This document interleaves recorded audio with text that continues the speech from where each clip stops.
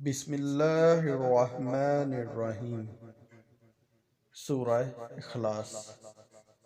ترجمہ: تم فرماؤ، وہ اللہ ایک ہے۔ اللہ بے نیاز ہے، نہ اس نے کسی کو جنم دیا اور نہ وہ کسی سے پیدا ہوا، اور کوئی اس کے برابر نہیں۔ تفسیر: عرب میں کفار کی بہت سی قسمیں تھیں: دہریہ، مشرک، اللہ تعالیٰ کی صفات کے منکر اور اللہ تعالیٰ کے لیے اولاد ماننے والے وغیرہ۔ اس صورت میں ان سب کی تردید ہے۔ هو اللہ فرمانے میں دہریوں کی تردید ہے، احد فرمانے میں مشرکین کا مکمل رد ہے، اور اگلی آیات میں بقیہ کفار کا رد ہے۔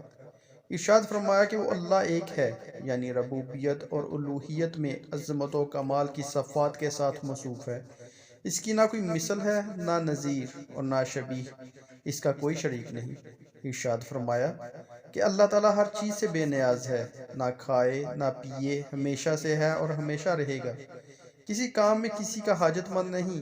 اللہ تعالیٰ اولاد سے پاک ہے، کیونکہ اولاد باپ کی جنس سے ہوتی ہے، اور اللہ تعالیٰ اس سے پاک ہے، یوں ہی وہ خود کسی سے پیدا نہیں ہوا، کیونکہ وہ قدیم ہے، یعنی ہمیشہ سے ہے، اور پیدا ہونا اس چیز کی صفت ہے جو پہلے نہ ہو اور پھر وجود میں آئے۔ اس میں مشرکین اور یہود و نصارہ سب کی تردید ہے۔ مشرکین فرشتوں کو اللہ تعالیٰ کی لڑکیاں کہتے تھے، یہودی حضرت عزیر علیہ السلام کو، جبکہ عیسائی حضرت عیسیٰ علیہ السلام کو خدا کا بیٹا مانتے تھے، اور کوئی اس کے برابر نہیں، یعنی نہ ذات میں نہ صفات میں، کیونکہ وہ واجب ہے، خالق ہے، باقی سب ممکن، مخلوق اور حادث ہیں۔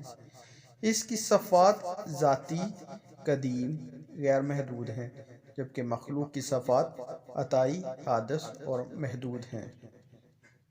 جزاکم اللہ خیر۔